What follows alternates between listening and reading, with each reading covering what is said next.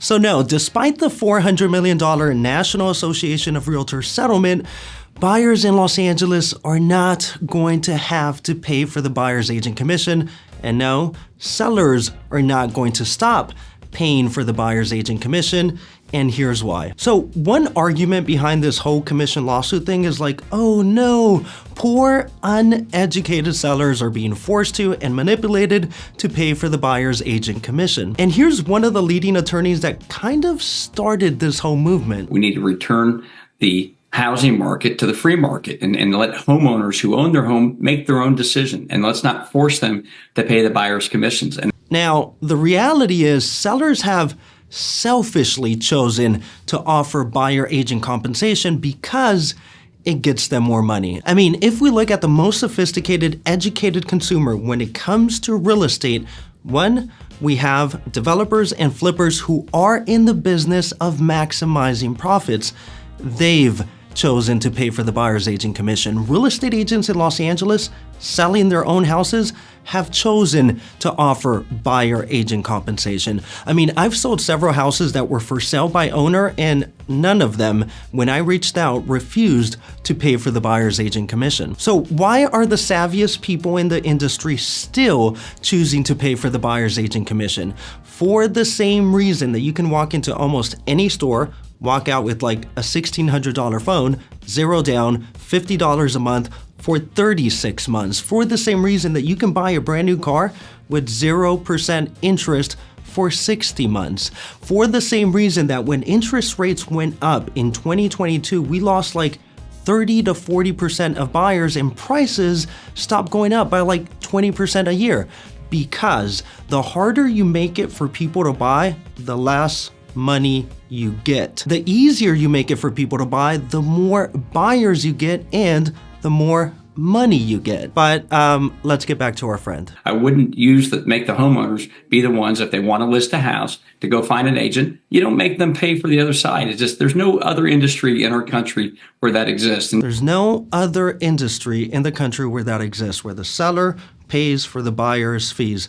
Bro, have you been on Amazon? People won't buy a $1 toothbrush if it doesn't come with free shipping overnight. I mean, some stores even pay for the return shipping, which means you bought nothing and they still paid. Now, another reason sophisticated sellers still choose to pay for the buyer's agent commission is because they're not. The buyer is. The thing is, the buyer's agent compensation is contingency-based pay, which means the buyer's agent doesn't get a cent if the transaction doesn't close. And some sellers wouldn't even be able to afford to pay for the buyer's agent commission if it were not for the money the buyer gives the seller when the transaction closes. I mean, without the buyer giving the money to buy the house, no one is getting paid. And actually, so there's been like a whole bunch of lawsuits, and while this guy says that sellers were being forced to pay the buyer's agent commission, in another case, the United States government versus the National Association of Realtors, they argued that it was deceiving to tell buyers that the buyer's agent service is free, saying, quote, that the buyer broker fees, though nominally paid by home sellers, which means like in theory but not in reality, are ultimately paid out of the funds from the purchase price of the house, aka the buyer. So yeah, it turns out no one actually really knows who's paying the commission. Now, before I get into the details of the actual consequences of the NAR settlement, another argument in all of these lawsuits is that real estate commissions were being fixed and non-negotiable. Now, let's clarify. Real estate commissions have always been negotiable. Hiring a real estate agent alone is a negotiable thing. I mean, sellers don't need to hire a real estate agent. That's why there's always been for sale by owners. And due to a bunch of websites like Zillow, for sale by owners have been able to get massive exposure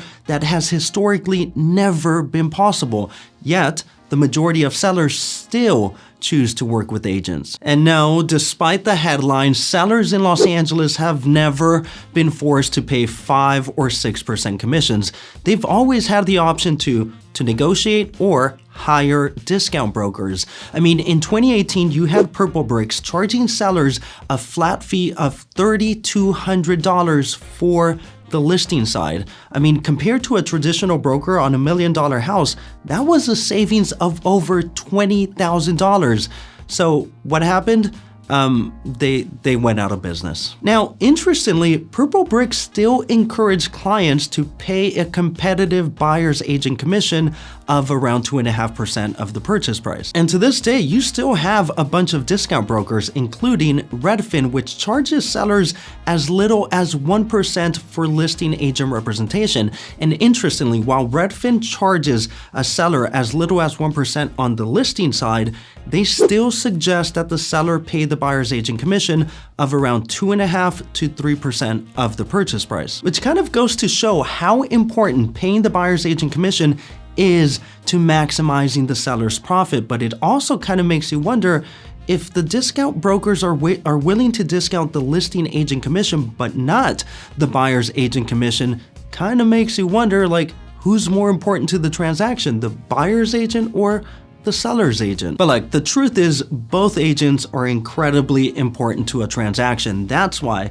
on the higher end, on the west side of Los Angeles, where the median price for a single family house is around $2 million, where the commissions are some of the highest in the country, the consumer here still prefers a traditional brokerage, even though discount brokers have always been an option for both sellers and buyers. I mean, for a long time, Redfin was offering major commission rebates to buyers.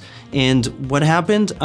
Yes, my clients loved searching on Redfin, but when it came to buying, they chose me. And the reality is, you will always have discount-driven consumers and value-driven consumers. Look, the point is, yes, in Los Angeles, despite the $400 million NAR settlement, and despite what the mainstream media is saying, real estate commissions are not going away. And there's not going to be like this massive wave of discounted commissions, because that has always been an option. And the idea that sellers and buyers not now all of a sudden have like the option to negotiate, that's always been the case. And no, the buyer will not have to pay for the buyer's agent commission.